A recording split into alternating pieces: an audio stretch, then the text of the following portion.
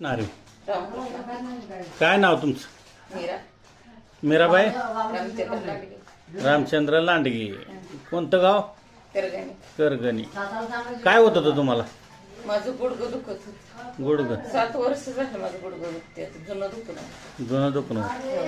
बरं बरं. आता 3 ट्रीटमेंट आमच्याकडून घेतल्या. हा. मग काय वाटते? गुडघ्यावर सुरकुत पडली, गुडघं दुखायचं, ठणका शरीरातला कमी आला. कमी आला. बरं बरं बरं.